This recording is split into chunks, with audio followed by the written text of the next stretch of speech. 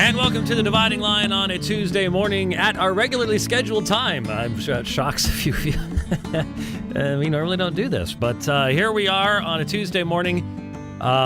Just back, haven't even been back for 24 hours yet from Spain, thanks to the fact that my transatlantic flight was delayed, and we went around in circles very slowly for quite some time, which means by the time I landed, my flight home had already left, and it was the last flight of the evening. So in all the hundreds of thousands of miles I have flown, Sunday night was the first time I've ever been stranded in the city. That's very good. I cannot complain. And U.S. Airways took care of me, and I had a place to stay, and got home yesterday, which made for a long trip. But we are home here safely, and that's the important part. My daughter is in Channel freaking out because it's snowing in Atlanta, and she is a Arizona girl. I tried to warn her. I tried to tell her, it's going to be 80 degrees here on Thursday. It's snowing there, and that's we've got it good here. There's no two ways about it. So, anyways, welcome to the program. Lots to talk about. I just posted a small article.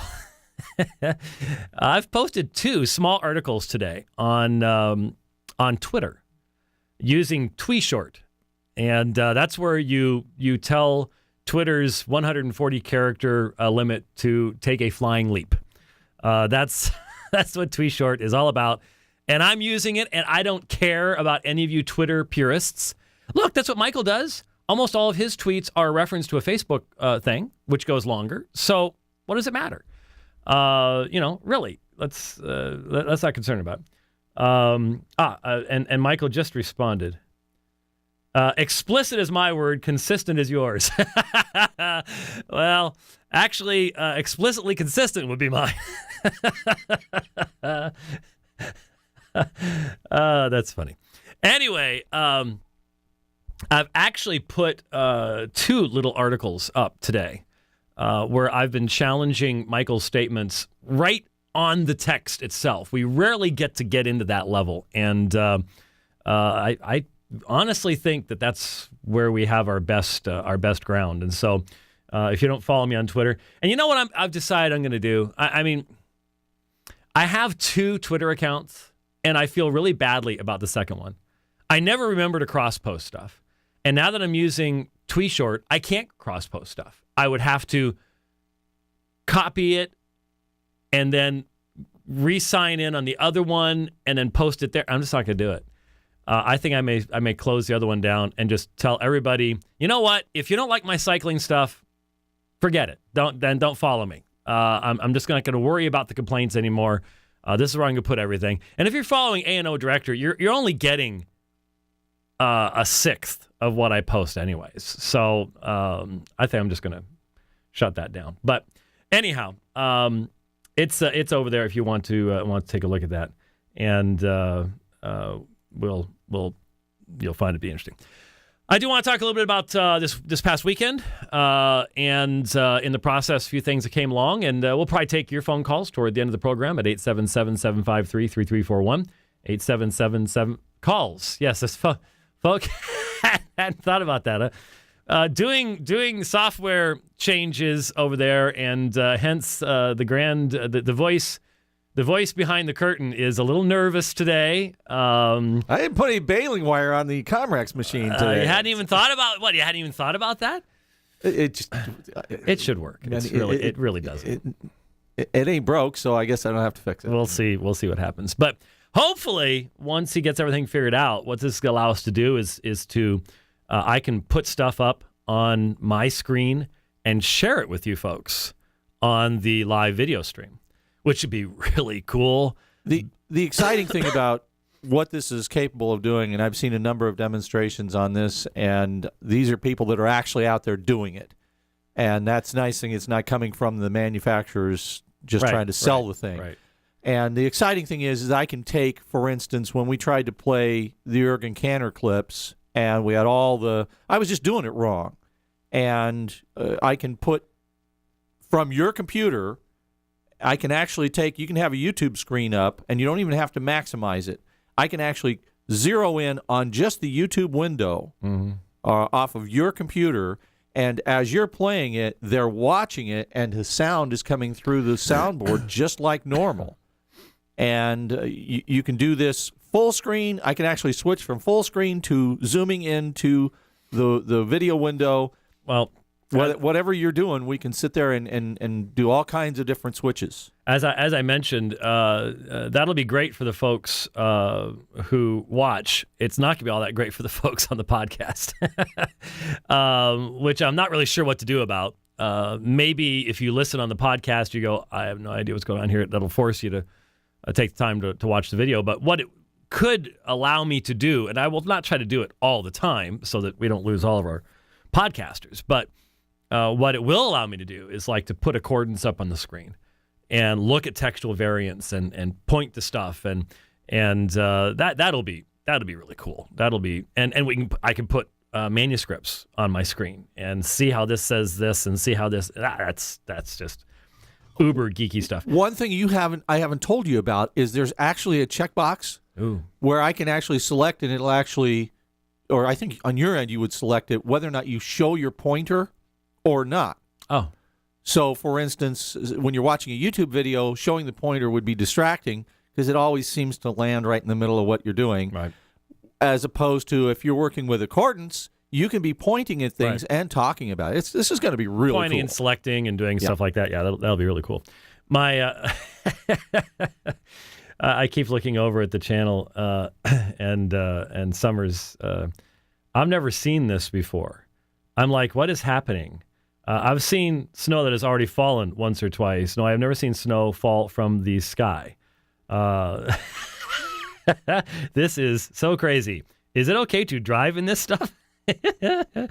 Well, there you go. There's what happens when you are a native Phoenician and didn't get many trips up to Flagstaff, evidently. But anyhow, let me talk a little bit about this past weekend. First, this isn't specifically about my encounters with Michael Brown, but I got on the plane, flew across the country to see. I had farther to go than Michael did. I had 4,000 more miles and about 9 more hours in the air than Michael did because he's already on the East Coast, so that was a little bit easier for him. But I flew from here to Philadelphia, and I get off the plane. Well, actually, anymore. We're still taxiing. And I start looking at my emails, and there's this email that says, have you seen this? And I click on this link. And it's the Peter Lumpkins thing. And for those of you who have not heard, this was Wednesday? I think it was Wednesday.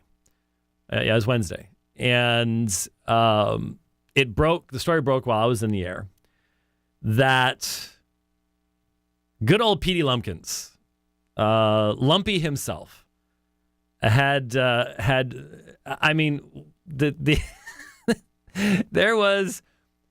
is a massive explosion of cronyism in Georgia on Wednesday. You got my back and I got yours, which has never happened in Georgia before. Right. Okay. Not really. But I get off the plane and I am laughing. I am simply laughing. I know it's sad for the students there. I feel badly for the students. I feel badly for the alumni and all that stuff. But look, hey, it's the trustees that put this guy in charge. Okay, so I'm sorry if your student and your money goes to Brewton Parker. You might want to reconsider that. But it's just so obvious that this is payback for Lumpkins just absolutely prostituting himself and any sense of decorum, truthfulness, consistency, logic, rationality, anything else in the abject defense of a proven liar. It's just shocking.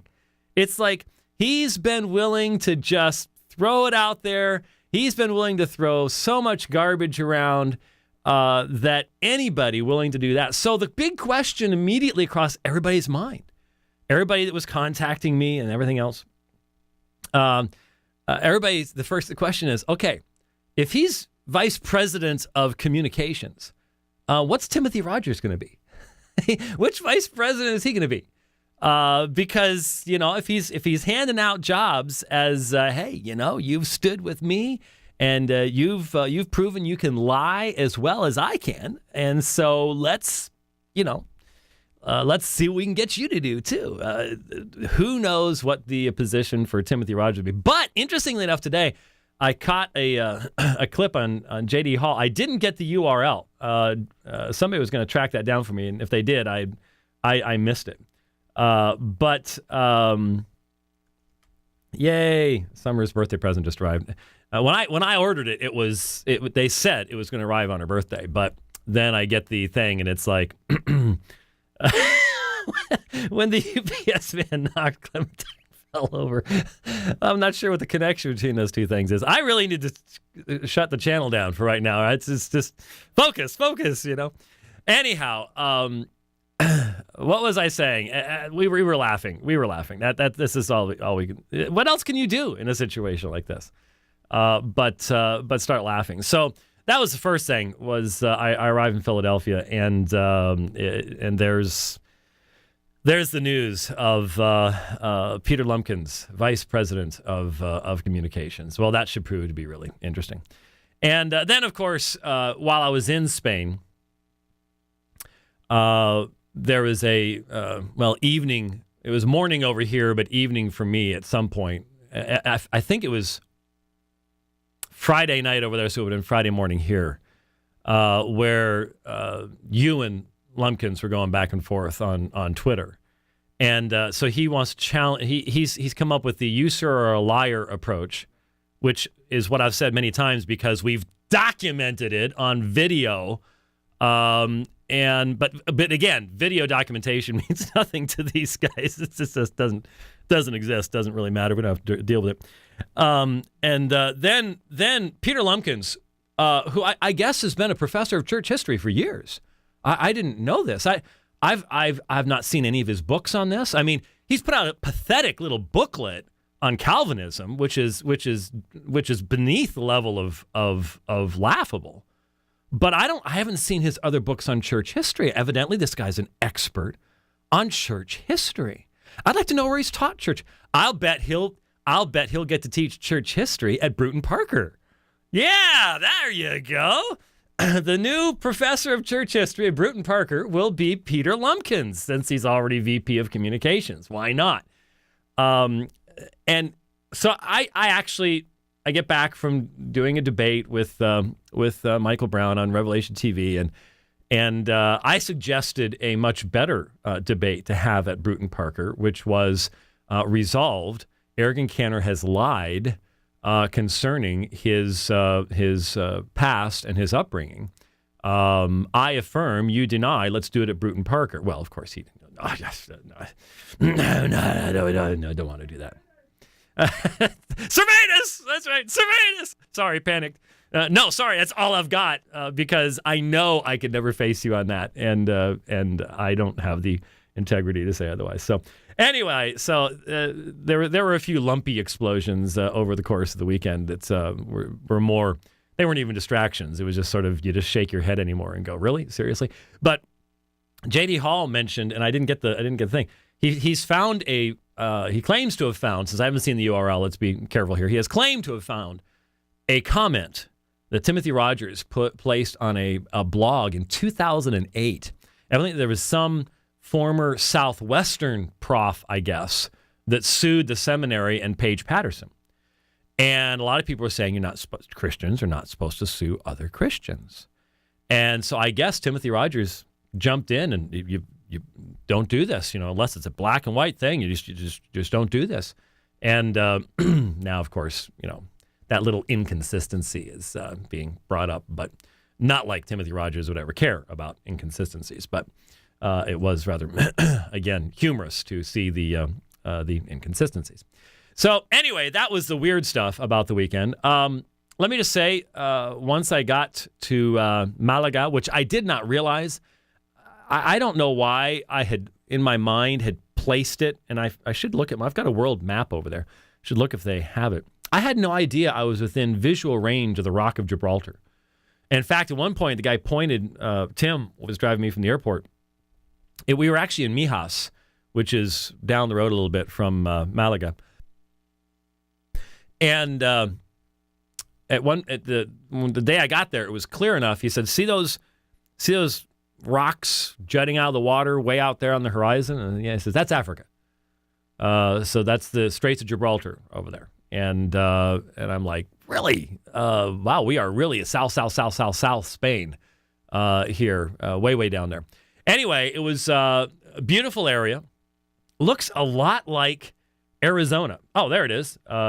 Jason just brought up the web archive from SBC Today. And so here I'm clicking on it. Yeah, that terrible archive. Why can't we get rid of those things? Yes. Why? How does it? Right. Sometimes I picture Herman Munster just going, darn. That's true. That's true. Well, actually, this isn't. There are 149 responses to this, and Tim Rogers actually wrote the article. So I don't have any idea how I'm going to get through 149 articles, 49 comments in there. But anyhow, it is on Web Archive, I suppose, so we can track it down eventually. Internet Archive Wayback Machine is what it's called. So I wonder where we got that idea. Anyhow, what was I talking about? The area really looks a lot like Arizona. I mean, there was a mountain out where they put us in a really nice place. The folks at Revelation TV really were very kind to us, and we had plenty of food to eat and stuff like that. And outside the window, outside the back, actually patio type door thing in the hotel, there's this mountain, and I'm like, man, I feel like I'm in Tucson. It really had the feel of like Tucson, Arizona. Very, very similar geographically at that point. Almost everybody spoke English or could speak English. I had zippity-doo-dah zero Spanish food the whole time I was in Spain. I mean, fish and chips, we went to an Italian place one night. In fact, the night before the debate on the atonement, not predestination, the night before, or the dinner before that turned out to be a mini debate in of itself, and that was at a real nice Italian place, and the spaghetti bolognese there was great, and so it was really interesting. The area, I didn't get to do any looking around or anything like that. I would have loved to have driven down the Straits. That would have been great, but busy times, and we recorded some other programs other than the debates. I was on Michael's program live on Thursday night, I think it was. And then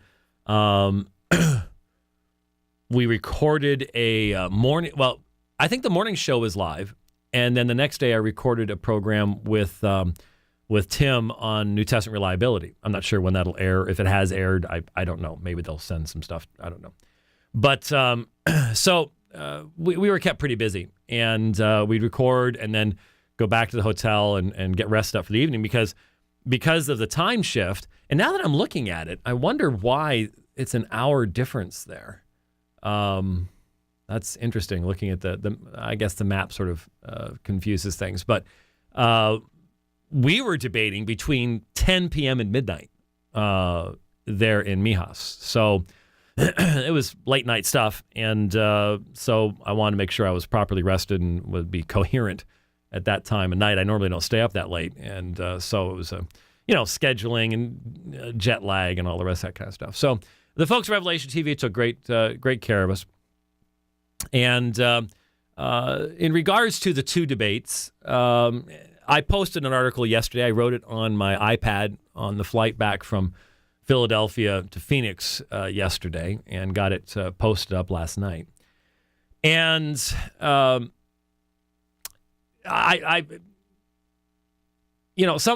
people have been complaining that it wasn't the normal formal type of debate. And I knew it wasn't going to be because they had sent us a example of how this was going to work that had included the debate between Peter Tatchell and David Robinson on gay marriage, on redefining of marriage, the profaning of marriage, as I think we need to start saying.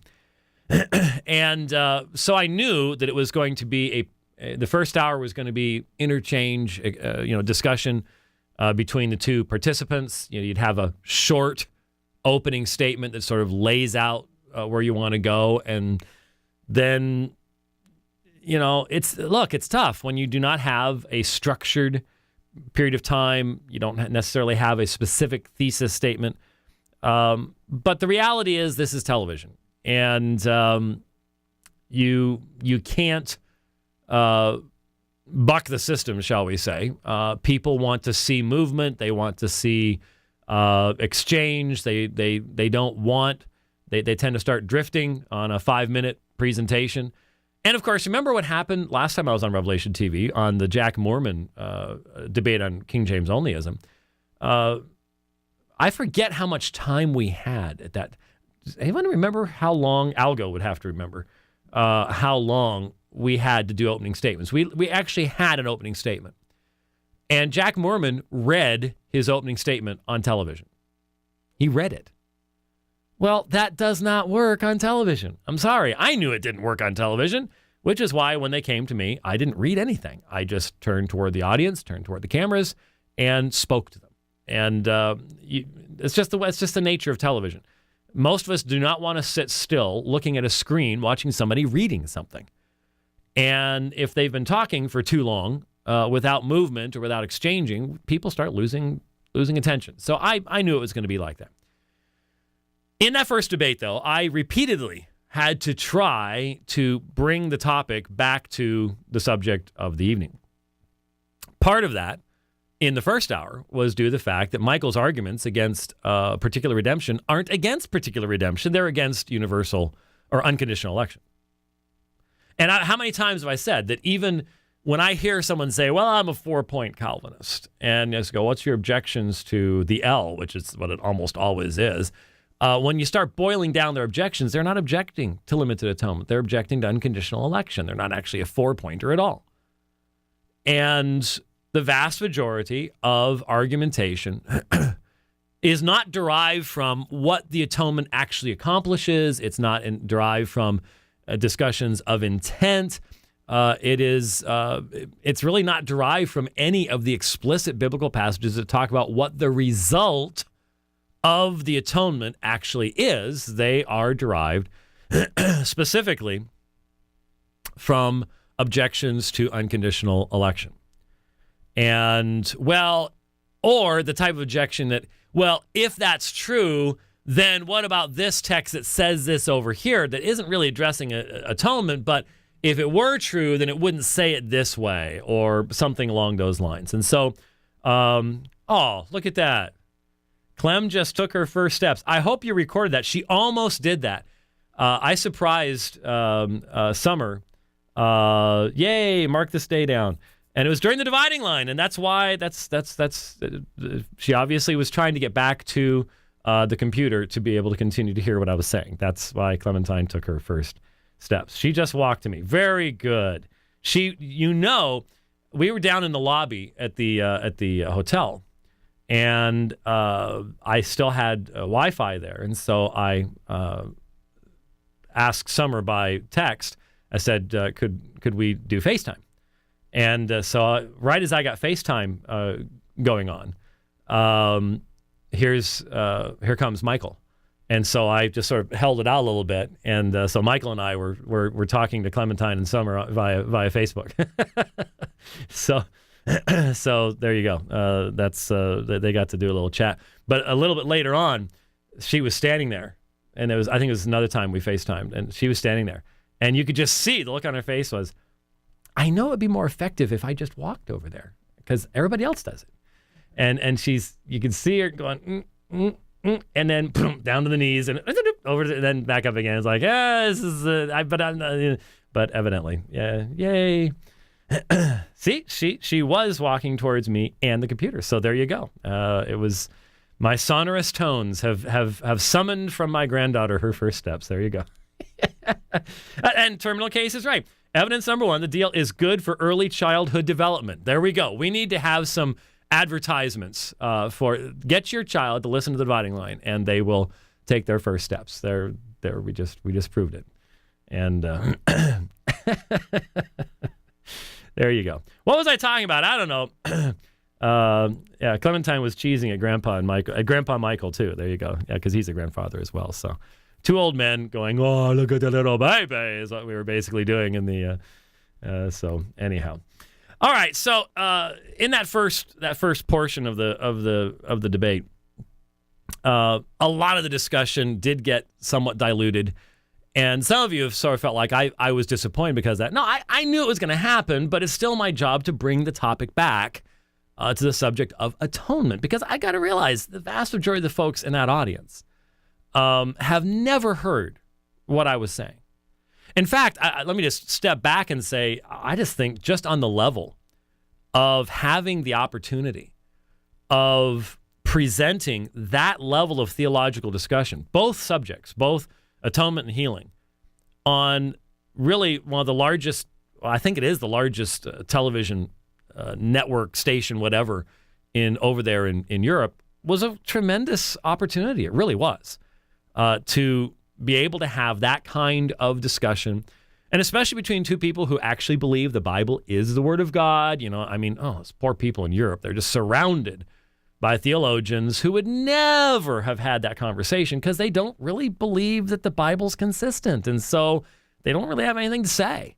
So that in and of itself was a really cool opportunity to be able to do that. So just on that level, I thought it was great.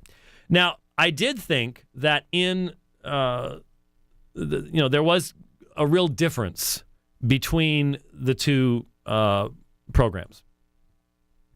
The atonement one, I expected in the second hour, once you open up the phone lines on a subject like that. When you think about it, let's get two people together on European TV to talk about, the atonement and healing. Talk about topics with tremendous tradition and emotion involved. I mean, I just know that so many of the people that are going to be watching are just going to have so many distractions, not just distractions around them, but theological, traditional, and emotional distractions on both subjects. I mean, tough topic there. Both of them to address. And I knew that once we opened up the phone lines and the Twitter and all the rest of that stuff, that we'd be getting questions from every angle. And that's why I really wanted to try in the first hour to at least get across the main points. I mean, Hebrews 9:15, there you've got a direct text directly teaching the particular nature of the atoning work of Christ. It's right there. So I got that out there. I got Hebrews 7:24-25 out there. I got Hebrews 9:28. We got into a little bit of Hebrews 10, just touched on it. And we got the golden chain in and the statement as well, vitally important, from Romans 8:30 and following, who will bring a charge against God's elect, God's one who justifies. Those are all incredibly strong texts that I got in there. But right toward the end of the first hour was an exchange that I thought pretty much summarized what the issue is all about. And the people that I recognize are experts, or at least trained in listening to argumentation, all caught the same thing. They felt that there was a time in the first debate where the issue really was decided for the careful listener. And I just got another Twitter. Michael says, I believe I clearly demonstrated the fallacy of the Calvinistic reading of John 6 during our DL debate. Well, Michael, I'm sorry, but you didn't. What you did in John 6 was to say, well, all these previous texts change what we have there. No, I don't believe that that's the case, and I've never seen Michael explain what I wrote in the little mini article on Twitter, and that is, again, John 6:37, all that the Father gives me will come to me. Will come is belief. Will come comes after the giving. Michael has it backwards. Our coming is what determines our being given. No, that doesn't work in John 6. And you can assert it, but it doesn't work there. That's an eisegetical assertion. So I'll respond to that once we get done with the program here. Speaking of Michael, here was the exchange, and it's not all that long, so I won't speed it up. We were talking fast enough as it was. But I kept pushing at the end, despite Tim sort of getting in the way. There had been one point where I had quoted from Revelation chapter 5, because I think Revelation 5, and that's one of the things I said in the long tweet that I posted right before the program started, Revelation chapter 5, tremendous text where the Lamb says, you were slain and purchased with your blood men from every tribe, tongue, people, and nation. If Michael's position is right, it should simply say, you purchased every tribe, tongue, people, and nation. That's his position. But it doesn't say that. It says men from every tribe, tongue. There is the universality. It is without distinction, not without exception. It's right there. And I presented it, and right as I get done presenting it, Tim turns to him and asks him a question on a completely different topic. And so it was never followed up on. Which is unfortunate. But that's just the way these go. So that was already passed, and so time was running out, and I wanted to really focus upon the key issue, and that was the fact that Michael's position divides the work of the high priest. The high priest can offer the sacrifice, but then not intercede for the people for whom he's offered the sacrifice. Utter violation. Even if, and he argues, and I respond to this in the article on our website. He says, well, Leviticus 16 is for every single Israelite. No, it's for those of faith. The congregation, the whole concept of it is that the people for whom this is going to be effective are those who are following the law, not for those who are violating the law. It's for the remnant. It's for the people of true faith. But be that as it may, even if he takes that perspective, the high priest still interceded for everyone for whom the offering was made. And in his perspective, Jesus dies for every single human being who has ever lived, but he does not intercede for those who have already died. Why he would die for them when they're already condemned, I have no idea, but we didn't get to that. So here's that section of the program. You have to be made spiritually alive first. And so regeneration is what brings that about. Well, who's regenerated? The elect of God. Upon what basis? The fact that their salvation has been provided for perfectly in Jesus Christ. And so you see, every one of these texts, I am very concerned that one of the thoughts that people might have is, well, no one knows what the Bible says. The ultimate determiner is who is consistent all the way through from beginning to end. And we have debated the first few parts. Now we're looking, however, at another issue, and I want to bring us back to that. What is the nature of Christ's intercession for a person in hell? Because I have alleged, and I have not heard any response to the fact, that there is a perfect connection between the audience for whom Christ dies and those for whom he intercedes. So I want to know, I've mentioned a couple times, what is the effect of Christ's intercession for a person in hell? There is no effect. He's not interceding for someone in hell. See, I only responded to predestination. You started those things. I'm simply responding to points that you made. And I brought up justification by faith, knowing how you believe as a Calvinist, but in point of fact, forgiveness is not actuated until someone believes. Repent and be baptized for the forgiveness of sins, etc., throughout Scripture. And until those people repented, even if you say it was all an act of God, even if you say from beginning to end it was an act of God, until they repented and believed, they were not forgiven. So that's the simple point. It is salvation for those who believe. And Jesus prays in John 17 for those that will come to him, those that the Father will give. Who does the Father give? Those who believe, those who respond to his message. I'm consistent from Genesis to Revelation. I say without question, it's a consistent message of God extending his love to the entire world and giving an opportunity for people to respond. He set it up like that in his sovereign will. Where's the consistency? That's backwards according to Romans, John chapter 6. But I did not get an answer. I think you just said he's not interceding for anyone in hell. But you also... Now notice what's going on here. Michael didn't answer my question. And this does bother me at times. Because I don't think it helps the audience at all. But he went back to a previous point he wanted to make and to comment on that. And of course, I recognize forgiveness is not actuated until belief takes place, but faith is a gift of God and as the result of regeneration. So it's an irrelevant argument against my position. But I had just asked a direct question, and he said, well, he's not interceding for anyone in hell. He knows what my point is. My point is he has now divided the audience of the sacrifice from the audience of intercession. You have a high priest who intercedes for a different group, a smaller group than the sacrifice he just made is meant for. And so it would just strike me that that's what needs to be dealt with. So we went on. I think you just said he's not interceding for anyone in hell.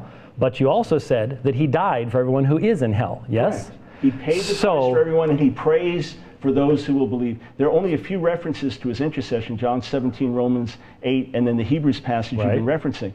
He prays for those who will believe. Where do you get that? Where do you get in Leviticus 16 that the high priest will intercede for those who will believe over against those who do not? This is not deriving your theology from the text.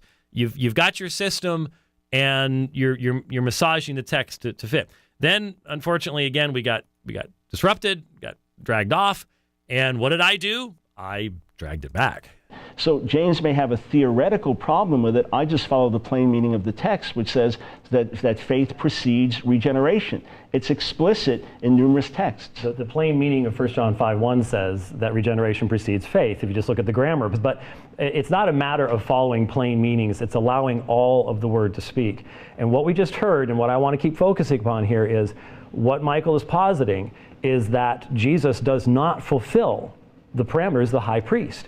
Because the high priest had, if a high priest, according to the book of Leviticus, had offered the sacrifice and then put the bowl down upon the altar and took off his priestly garb and left without going into the holy place to sprinkle the altar, would he have finished his work? But Leviticus 16 is explicit. He made atonement for the entire nation. That text works 100% against you. And if someone would not humble themselves, they would be cut off and would not receive the benefits of the atonement that he made. So you're going to have to work out how that works, but it's explicit. He made atonement for the whole nation. The scapegoat bears the sins of the nation, all the uncleannesses of the nation on the tabernacle. They're all cleansed, but the person who will not humble themselves does not receive the benefit of it. Mike, I can't let go of this because we haven't heard an answer to it yet, and I'm not trying to be a recalcitrant. But you haven't answered Leviticus 16. I've pressed that point over and again as well. Well, because I disagree. I think you're looking at that and you're asking the question.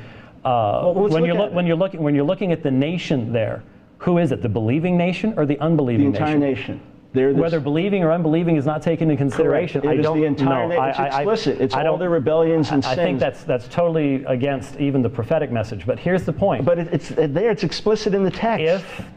If the high priest enters into the holy place, for whom is he interceding? Is not the scope of the offering and the intercession identical in the work of the high priest? He was to intercede for the entire nation. He also did not have foreknowledge of those who would believe. He made atonement for the entire nation and interceded for the entire nation, asking God to forgive. The forgiveness was offered, and then it was rejected by the people. You could even argue in the Hebrews passage you keep pressing that Jesus enters into the holiest place of all and offers intercession for the entire world and offers forgiveness of sins for the entire world, and those who receive it are those that benefit from it. If you want to be consistent with the rest of the testimony of Scripture, which I'm pressing you on, and honestly, even the verses you say they're answers for, I haven't even heard a hint of anything that would undo all of the passages, or Jesus being the Savior of the whole world, especially for those who believe. Therefore, he is able also to save to the uttermost those who draw near to God through him, since he always lives to make intercession for them. Mm-hmm. So you just said that he's not interceding for people in hell. They're already lost. Why would he be interceding for them? I didn't say he did Jesus die for them? Yes, he did. So again, if the audience is the same, then the death of Christ for those who are in hell was intended by God to never have an intercession or an application. I said those are already in hell he's not praying for. Their fate's already sealed. I did not say he didn't make intercession for others. I said those are already in hell. So you have a group of people. But I just want to make sure everyone understands. Literally 30 seconds to make a point. So you have a group of people for whom Christ did only part of the work of a high priest. No. He didn't intercede for them. When he said, Father, forgive them, for they know not what they do, that could be intercession. Variant, actually. It's a very strong textual variant. But let's leave that aside. But even so, he shed his blood for every human being.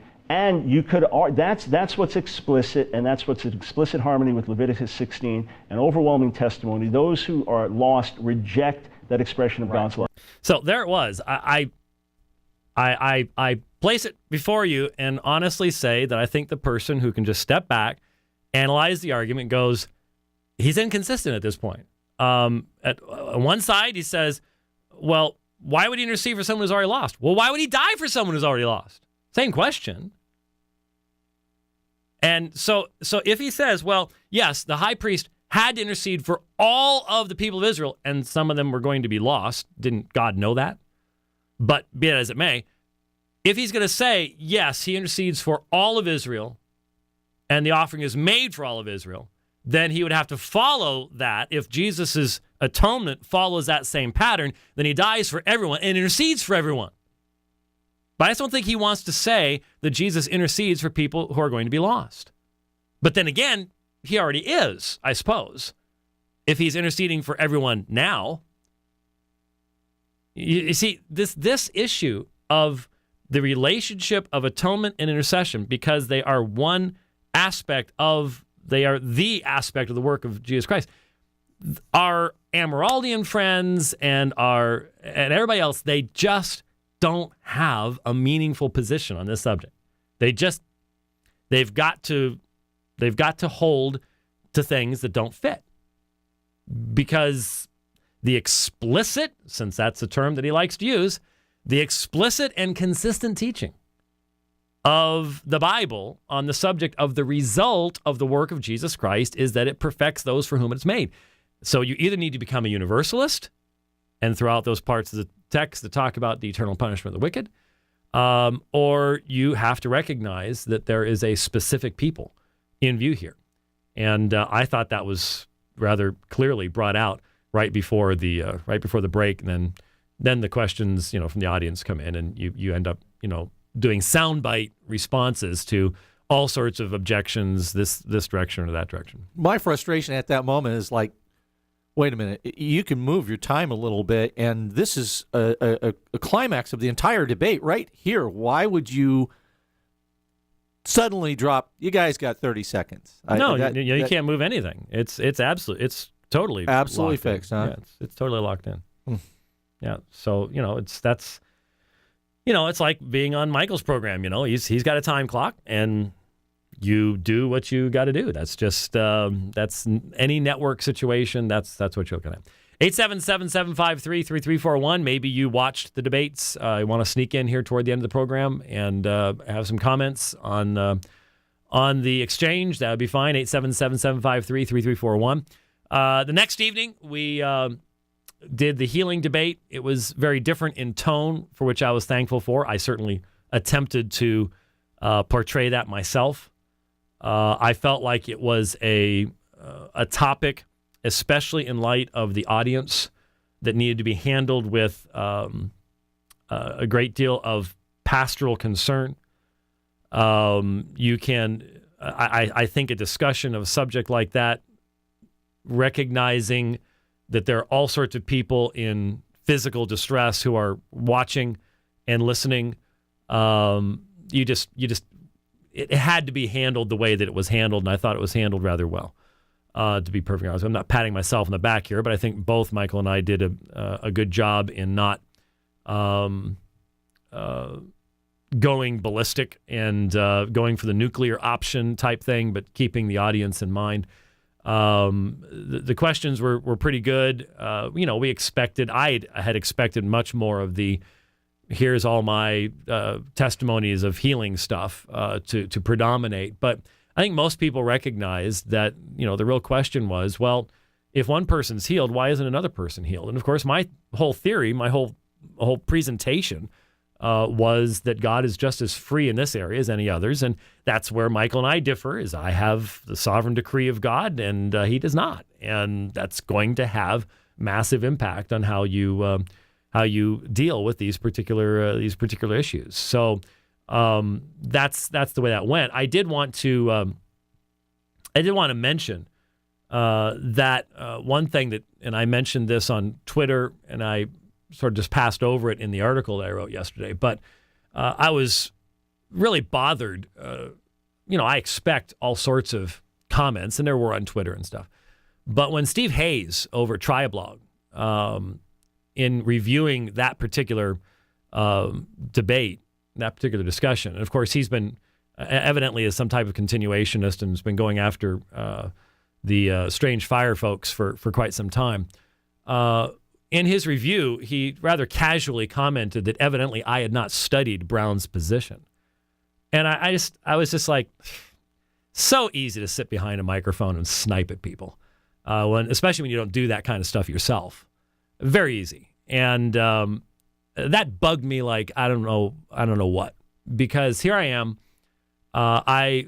We took on this responsibility. I had already begun prep for the trip to Kyiv and teaching church history, and had all sorts of stuff that on my list I wanted to get to before that, and I had to put all that aside for a period of weeks. And in that process, not only was got through from Heaven He Came to Sought Her and other works on Amyraldianism and related atonement issues, but I also took the time, and Michael will confirm this, by the way, to read Authentic Fire, Michael's response to Strange Fire.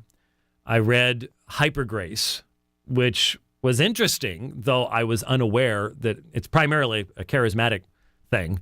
It's very similar to our anti-lordship stuff, very same roots, but in a charismatic context. But I read his book, Hypergrace. So those are his two most recent books, and they're tangentially, anyways, related to the subject of healing. Certainly, Authentic Fire would be much more directly. And then, years ago, Michael had sent me his book that he had written sometime in the 1990s, Israel's Divine Healer, which is not his doctoral dissertation, where his dissertation was on the Hebrew word rapha, for healing. But is a sort of his dissertation plus further reading that he had done on the subject of healing in the Old Testament. And since that was pre-Kindle, he will tell you he provided me with the PDF of it so that I could get to the specific sections that would be directly relevant, which was all the introductory material, the material on the Torah, on the poetic books, and on the New Testament and the conclusions.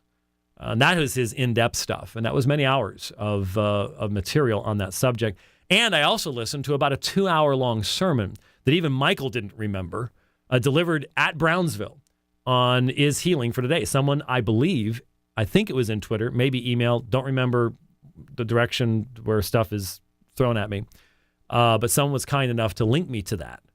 And even Michael said, I don't remember that one. You might want to stick with the Israel's Divine Healer but they were consistent at that point. So I'm not sure how many hours that added up to, but I did due diligence to understand his position. Evidently, Mr. Hayes was confused. Confused by the fact that I raised the issue more than once that Michael's position is far more nuanced than what you will find not only from the Word Faith folks, but from most charismatics who have embraced the idea that divine healing is always God's will, and that to say if God wills is to actually destroy the act of faith. And given the audience that we had, I had to raise that issue. I had to, and at one point said, it seems that everyone on the panel is saying these things. Now, he actually came back and walked back one of those statements about one step. He wanted to, and that's certainly up to him to do. But to say I had not studied his position is just insulting and absurd. And I had and attempted to accurately represent it and interact with it during that period of time. And I think the fact that he knew where I was coming from and I knew where he was coming from is what allowed it to be as fruitful and as non-rancorous as such a discussion can be, especially in light of the fact that you're inviting the audience to participate. So, I would love to see some of these critics actually put in the position I'm in. And when they actually get the opportunity of doing that, it's amazing in the future that they generally tend to be considerably kinder and a little more fair in their criticisms. It's when they've not been there that they seem to know exactly what I should have said and exactly how I should have said it. And there's something about walking a mile in moccasins or something along those lines that people might want to keep in mind. 877-753-3341. 877-753-3341. Michael had tweeted, the DL shows speak for themselves. I read John 6 in the context of John 1 through 6. Calvinism vanishes quickly. Well, actually, just the opposite is the case, especially when you look at some of the sections in 5, 8, 10, 17. And that still is not a response to the reality that John 6:37 makes it very clear. All that the Father gives me will come to me. That is a pre-existing condition to the action of the verb. It is the giving of the Father that results in the coming of the individual. And all of those that are thusly given come. It is the free act of God. And to say that, well, that's based upon foreknowledge of who's going to believe, well, what is coming? It's believing. That's what the whole point is he's explaining the unbelief, and that never entered into Michael's attempt to deflect John 6. He didn't deal with the reality that Jesus is explaining the unbelief of the Jews. Even though they've rowed across the lake and they are seeking him, Jesus knows their hearts, and he says, you are not believing in me. And it is in the context of explaining their unbelief that he says, all the Father gives me will come to me. And that coming is the result of the Father's sovereign giving. And that's the only other way to explain what then follows in the next sentence. I've come down from heaven not to do my own will, but the will of him who sent me. What's the will of him who sent me? That of all that he has given me, I lose none of them, but raise them up in the last day. So the only way to get around this is to turn the entire text backwards into a situation where what Jesus is really saying is that God responds to man rather than what the real issue is. And that is he's explaining the unbelief of the men, and it comes from the fact that God is the one who has to give. 877-753-3341. What, are you testing to make sure that the software is actually... That's true. That's true. You've been changing a lot of stuff, so I guess that's you're just testing, making sure that's open. Now Michael just tweeted, I find it fascinating that Calvinists retweet other Calvinist comments as if the tweet proved the point. Hardly. Michael, that goes both ways. I can't tell you how many times I've seen Arminians and charismatics just retweet somebody else's tweet as if that somehow proved the point. That's just the nature of Twitter. What? I didn't see anything. No, unfortunately, when I'm looking at that channel, It's you never understand until you ride 100 miles in another man's spandex. Okay, that's just inappropriate. That is completely inappropriate. And let's see, control and Prospurge 60. All right, there we go. We just sent the author of that statement into Prospurgatory, where he will suffer for his statement for 60 seconds, and then we'll come back into channel and be sanctified from ever making that kind of statement again, because it's sort of like buying used cycling shorts on eBay. It's just not right. It's just no, you don't do that. I don't care how many times you wash them. It does not matter. No. You buy them new and then you burn them or something. That's just how it works. So, anyways, I guess nobody wants to discuss the programs. I guess I have absolutely covered everything that there is to cover about the atonement and divine healing.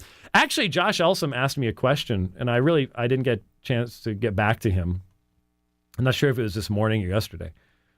He asked me on Twitter something about, would you be open to, had something about other gifts or something along those lines. And I thought I was fairly straightforward in my presentation in explaining the fact that there it is. There it is. I thought it was there.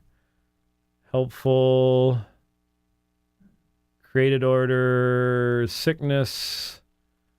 Well, I thought it was there. Maybe it's been pulled or something. No, there it is. Oh, there it is. Okay. Asked a question that went unanswered, and are you open to the manifestation of signs? What signs? The apostolic signs? No, because there are no apostles. What other signs? The apostolic sign gifts have ceased. I made that pretty clear, and point out that we see one of my problems with a lot of charismatic interpretation of the New Testament is you fail to recognize that it was written during the apostolic period. And hence you assume that the apostolic period remains normative after the apostles are gone. But the apostles were a gift of the church, and they had a function. We are built upon the foundation of the apostles and prophets, Jesus Christ himself being the chief cornerstone. And it gets really messy when you keep laying the foundation over and over and over and over and over again. The church there's to be a structure. You build up on it. And, this is interesting because this comes up.